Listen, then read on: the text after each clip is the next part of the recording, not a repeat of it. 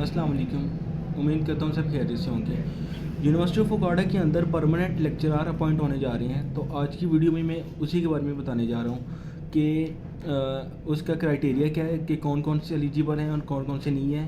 Second number पर मैं आपको बताऊँगा कि फ़ॉर्म कैसे फ़िल करना है और आपके सामने एक फ़ॉर्म भी फ़िल करके दिखाऊँगा। थर्ड नंबर जो सबसे इम्पोर्टेंट है कि फ़ीस कैसे सबमिट करवानी होती है। ये बहुत पहले भी जब जॉब्स आई थी तो काफ़ी ये इशू आ रहा था कि फ़ीस कैसे सबमिट करवानी है, क्योंकि ना तो कोई प्रॉपर वाउचर होता है ना कुछ। तो थर्ड नंबर पर उस पर डिस्कस करेंगे कि फ़ीस आपने कैसे सबमिट करवानी है। और फोर्थ नंबर पर हम डिस्कस करेंगे कि आपने एप्लीकेशन फॉर्म को कैसे सबमिट करवाना है। ये भी बहुत इंपॉर्टेंट है। लास्ट टाइम भी यही इशू आ रहा था काफ़ी सारे लोगों का कि फॉर्म को कहाँ पर सबमिट करवाएं, मतलब यूनिवर्सिटी में आकर सबमिट करवाना है या फिर बज़रिए कोरियर भेजना है। तो फोर्थ नंबर पर उस पर डिस्कस करेंगे। तो सबसे पहले इंट्रो स्टार्ट करते हैं जॉब के बारे में कि ये जॉब परमानेंट है या विजिटिंग है। तो ये जॉब परमानेंट होने वाली हैं। टोटल 31 डिपार्टमेंट के अंदर 60 परमानेंट टीचर्स को हायर किया जाएगा, जिनका बेसिक स्केल है वो 18 होगा। उसके बाद इसकी एज लिमिट पे आ जाते हैं। एज लिमिट 21 से लेकर 35 ईयर होनी चाहिए। और थर्ड पर आ जाता है कि आपकी क्वालिफ़िकेशन क्या होनी चाहिए। क्वालिफ़िकेशन आपकी एमएस या एमफिल होनी चाहिए जिस डिपार्टमेंट के अंदर आप अप्लाई कर रहे हैं। फॉर एग्जांपल आप मैथमेटिक्स में अप्लाई कर रहे हैं तो आपका एमएस या एमफिल मैथमेटिक्स होना चाहिए। ज़ूलॉजी में कर रहे हैं तो एमएस या एमफिल ज़ूलॉजी होना चाहिए। उसके बाद आपका आ जाता है कि डिवीज़न, तो आपकी कभी भी थर्ड डिवीज़न नहीं आई होनी चाहिए। फॉर एग्जांपल आपकी मैट्रिक या इंटर या यूनिवर्सिटी लाइफ में थर्ड डिवीज़न नहीं होनी चाहिए। लेट्स सपोज के कुछ स्टूडेंट आ जाते हैं जिनकी थर्ड डिवीज़न होती है, तो वो क्या करें, तो उनके लिए फिर वो पीएचडी मस्ट है। अगर उन्होंने पीएचडी की हुई है और एकेडमिक सेशन में कभी भी थर्ड डिवीज़न आई हुई है तो फिर वो एलिजिबल है। अगर आपने एमफिल किया हुआ है और आपकी किसी एक में थर्ड डिवीज़न आई हुई है तो आप एलिजिबल नहीं है। उसके बाद आ जाता है कि इसकी लास्ट डेट क्या है। तो 14 फ़ेब 2025 तक आप अपनी एप्लीकेशन को सबमिट करवा सकते हैं। और ज़ाहिर बात है कि गवर्नमेंट की जॉब्स हैं तो अप्लाई फ़ीस भी तो होगी। तो इसकी अप्लाई फ़ीस है 1000। आपने 1000 रुपये फ़ीस सबमिट करवाने, तो फिर वो मैं नेक्स्ट एंड पे बताऊंगा कि फ़ीस कैसे सबमिट करवानी है। तो पहले अभी इंट्रो चल रहा है तो इंट्रो की बात ही कर लेते हैं। उसके बाद ये है कि आपका एक इंटरव्यू होगा। इंटरव्यू के लिए आपको ईमेल या जो आप नंबर मेंशन करेंगे उस पर आपको बता दिया जाएगा। और सब लोगों का इंटरव्यू नहीं होगा, जो लोग शॉर्ट लिस्ट होंगे सिर्फ उनके इंटरव्यू होगा। उसके बाद बहुत सारे लोग होंगे जो मतलब नॉन मुस्लिम हैं या डिसेबल हैं, तो उनके लिए भी कोटा है। तो अगर आप कोटा पर अप्लाई करना चाहते हैं, फ़ीमेल का सेपरेट कोटा है और जो है नॉन मुस्लिम उनका भी कोटा शामिल है, और जो हैं डिसेबल पर्सन उनके लिए कोटा है इसमें इंक्लूड है। तो अगर आपने कोटा पर अप्लाई करना है और साथ में ओपन मेरिट पे भी करना है तो कोटा के लिए आपको सेपरेट एप्लीकेशन सबमिट करवानी पड़ेगी और ओपन मेरिट के लिए आपको सेपरेट एप्लीकेशन सबमिट करवानी पड़ेगी। उसके बाद जो सेकंड टॉपिक आ जाता है कि आपने एप्लीकेशन फ़ॉर्म कहाँ से लेना है और कैसे सबमिट करवाना है। तो एप्लीकेशन फ़ॉर्म आपको यूनिवर्सिटी की वेबसाइट से मिल जाएगा। तो उसको फ़िल कैसे करना है वो भी बताते हैं। तो अभी हम चले जाते हैं स्क्रीन पर, तो वहाँ से मैं आपको बताता हूँ कि आपने एप्लीकेशन फ़ॉर्म कैसे डाउनलोड करना है और फिर आपने उसको कैसे फ़िल करना है। तो अब हम आ गए हैं स्क्रीन पर। तो सबसे पहले मैं आपको बता दूं कि आपने एप्लीकेशन फ़ॉर्म कहाँ से ही लेना है। तो आपने गूगल या क्रोम को ओपन कर लेना और वहाँ पर सर्च करना है यूनिवर्सिटी ऑफ फुकाड़ा जॉब एप्लीकेशन फ़ॉर्म, और यहाँ पर सर्च कर देना। तो मेरे पास जो आ गया सबसे पहले नंबर पर ये वाला है, इसका जॉब एप्लीकेशन फ़ॉर्म। तो इसको डाउनलोड कर लेते हैं। जब आप इस पर क्लिक करेंगे तो ये ऑटोमेटिकली डाउनलोड पर लग जाएगा।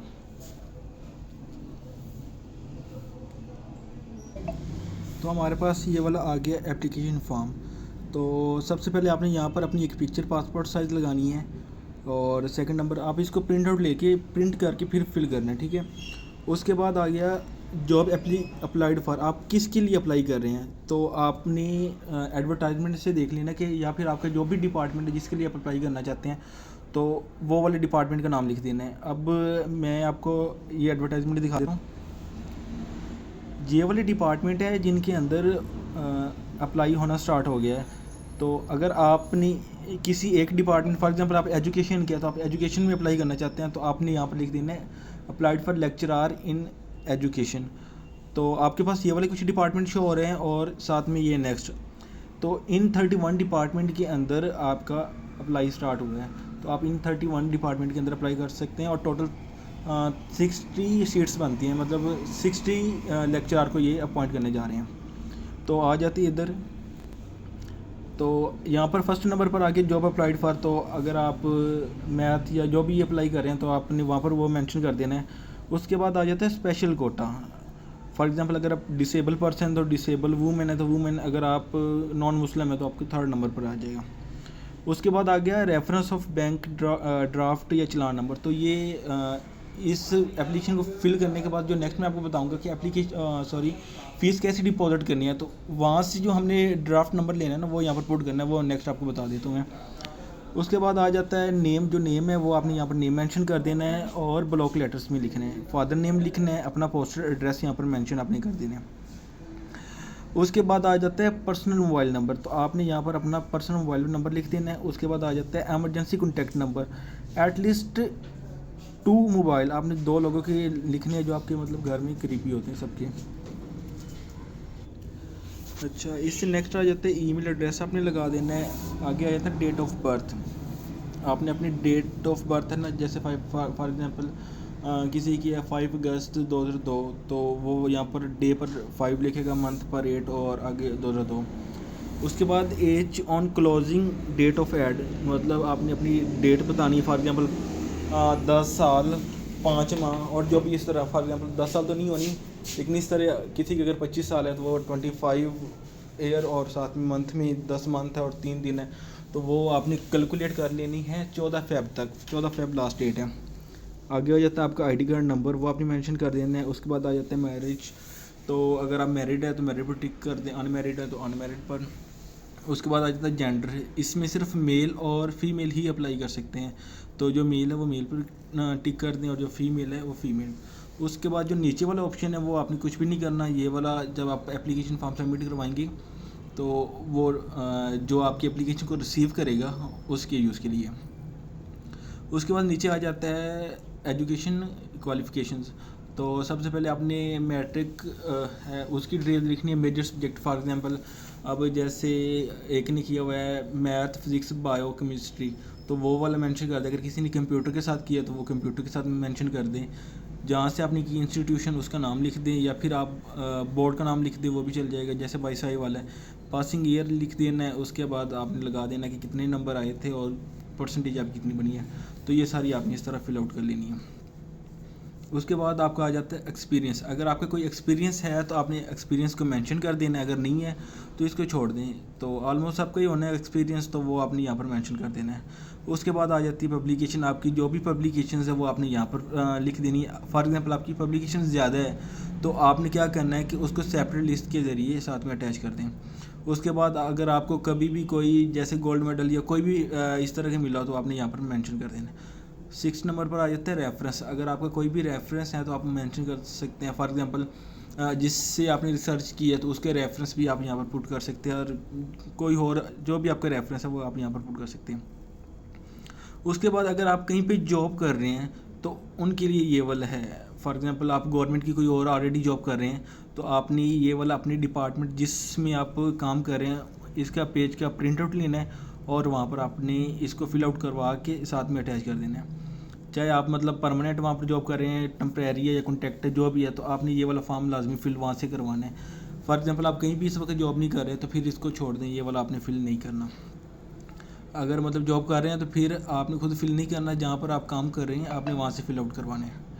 उसके बाद आ जाती है चेक लिस्ट। आपने जो जो चीज़ें साथ में अटैच करनी है उनके सामने आपने टिक कर देनी है, ठीक है। जो आपके पास नहीं है उनको आपने खाली छोड़ देना है। फॉर एग्जांपल जैसे अब मैट्रिक का रिजल्ट कार्ड आपका लगेगा, आपने टिक कर देनी है। इंटरमीडिएट का, बैचलर का, मास्टर का। फॉर एग्जांपल अब आपने बीएस किया हुआ है तो आप बैचलर पर टिक नहीं लगाएंगे, आप बीएस पर खाली टिक लगा देंगे। उसके बाद एमफिल किया तो एमफिल पर टिक। आईडी कार्ड की जो कॉपी लगानी है उसके आगे आपने टिक कर देनी है।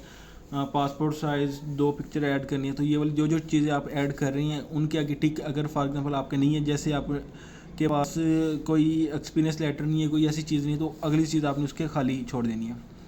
उसके बाद आपने यहाँ पर कर देना है अपने साइन कर देनी है और डेट मेंशन कर देनी है, जिस दिन आप साइन करेंगे वो वाला।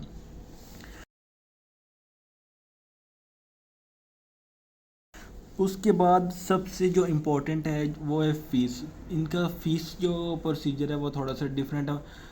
काफ़ी सारे लोग कहते हैं कि फ़ीस वाउचर हम कहाँ से लें, कैसे सबमिट करवाएं। तो इसके फ़ीस सबमिट करवाने का थोड़ा सा डिफरेंट मेथड है। अगर आपने बैंक ड्राफ्ट में पे करवानी है तो मैं मेंशन करवा देता हूँ। HBL के जो बैंक ड्राफ्ट है ना, वो आपने ले लेना है, गूगल से मिलेगा। आप गूगल पे जाएँ और सर्च करें HBL बैंक डिमांड ड्राफ्ट, तो आपको ये फर्स्ट नंबर पर फॉर्म आ जाएगा। ये थोड़ा सा लेंथी प्रोसीजर है, आप इसको ना ही करें तो बेहतर है, क्योंकि ये एक बहुत ही इसमें डिफरेंट डिटेल्स आपको पुट करनी पड़ेगी। आप उसको फिल आउट करेंगे, देन आपका वो सबमिट होगा। तो अगर कोई ये वाला करना चाहे तो वो भी कर सकता है। ये आ गया आपके पास ड्राफ्ट, इसमें ये सारी जो चीज़ें ये आपने फिल आउट करके बैंक में आपने फिर फीस पे करनी होती है। जो इसका दूसरा मेथड है वो थोड़ा सा ईजी है, उसकी तरफ आते हैं। उसमें यह है कि आपको ये वाला यूनिवर्सिटी का बैंक अकाउंट दिया गया है, तो आपने क्या करना है कि बैंक में चले जाना है। वहाँ पर उन डिपॉजिट स्लिप पड़ी होती हैं, तो वो डिपॉजिट स्लिप ले लेनी है, उसके ऊपर ये वाला अकाउंट मेंशन कर देना और आपने यूनिवर्सिटी के अकाउंट में पैसे डिपॉजिट कर देने हैं। मैं आपको डिपॉजिट स्लिप ही एक दिखा देता हूँ। तो ये मैंने क्रोम से किया है। कोई है कॉलेज है तो उन्होंने भी इसी तरह फ़ीस सबमिट करवाई है, तो गूगल से मैंने ये वर्ड डाउनलोड कर लिया है। तो जो है आपका ब्रांच, जिस ब्रांच में आप सबमिट करवा रहे हैं वो ब्रांच का नाम, जो अकाउंट टाइटल है वो उधर मेंशन है, आप वहाँ से कॉपी कर ले और वहाँ पर लिख दीजिएगा। अकाउंट नंबर भी मेंशन है, आपने वो अकाउंट नंबर लिख देना है। उसके बाद आप 1000 पे कर रहे हैं तो 1000 आपने लिख देना है, और जमा कुनिंदा का नाम और मोबाइल नंबर लिख के आपने ये फ़ीस डिपॉजिट कर देनी है। जब फ़ीस डिपॉजिट होगी तो आपको एक डिपॉजिट स्लिप बैक में मिलेंगी, उसकी आपने कॉपी करके साथ में वो भी अटैच कर देनी है। आई थिंक कॉपी करनी है, आप इधर मेंशन है। हाँ, उसकी कॉपी आपने साथ में अटैच कर देनी, या फिर ओरिजिनल साथ में सबमिट करवा दे और कॉपी अपने पास रखनी। तो इस तरह आपकी फ़ीस सबमिट हो जाएगी। उसके बाद आपके पास आ जाता है ये वाला ऑफिस यूज़ है। जब आप एप्लीकेशन सबमिट करवाएंगे तो वो सारा उसके लिए कि आपकी एप्लीकेशन पूरी रिसीव हुई है या आधी हुई है, तो वो ऑफिस यूज़ के लिए है।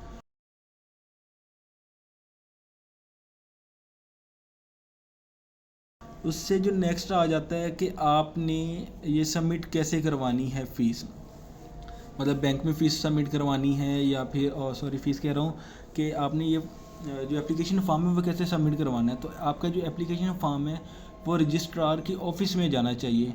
जैसे कि एडवर्टाइजमेंट के ऊपर भी मेंशन है कि आपका जो है ये वाला एप्लीकेशन फॉर्म है वो रजिस्ट्रार के ऑफ़िस में जाना चाहिए, किसी और के हाथ में नहीं लगना चाहिए।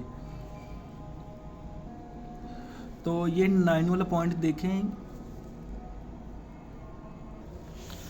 जो 9 वाला पॉइंट है अगर उसको पढ़ें तो हमें पता चलता है कि candidates are required to send their application in hard form, अपने हार्ड फॉर्म में सबमिट करवानी है, in prescribed manner and it must be receive in the registrar office. तो आपने रजिस्ट्रार ऑफिस में इसको भेजनी है। तो रजिस्ट्रार को ऑफिस का जो है लोकेशन वो नीचे मेंशन है। सब चैनल पर देखिए, registrar university of Okara, 2 kilometre main Multan road, Nalakhurd bypass, Okara, Punjab, Pakistan. और साथ में आपने मोबाइल नंबर और ईमेल में लिख देना है। ये आपकी मर्ज़ी है कि आप TCS से भेजें या पाकिस्तान पोस्ट के ज़रिए भेजें, लेकिन आपको किसी कोरियर के थ्रू भेजना पड़ेगा। आप ऐसा नहीं है कि आप हाथ में पकड़े और जाके यूनिवर्सिटी ये लें, तो ऐसे ही वो रिसीव नहीं करेंगे। आपको TCS कर, फॉर एग्जाम्पल आप नालाखुर्द से ही कर रहे हैं अप्लाई, फिर भी आपको TCS ही करवाना पड़ेगी। तो TCS करवा ले, पाकिस्तान पोस्ट करवा ले, या जो अदर कोरियर है वो आपको यूज़ करना पड़ेगा। तो ये सारी थी इसकी डिटेल्स। अगर किसी को कोई क्वेश्चन क्यूरी है तो मैं व्हाट्सएप ग्रुप का लिंक नीचे डिस्क्रिप्शन में लगा दूंगा, तो आप वहाँ पर पूछ सकते हैं, या फिर कमेंट सेक्शन में पूछ सकते हैं, मैं वहाँ पर भी आपको रिस्पॉन्ड कर दूंगा। तो दुआ में याद रखिएगा, यूट्यूब चैनल को सब्सक्राइब कर लें और बेल आइकन पर प्रेस कर लें। ओके, अल्लाह हाफिज़।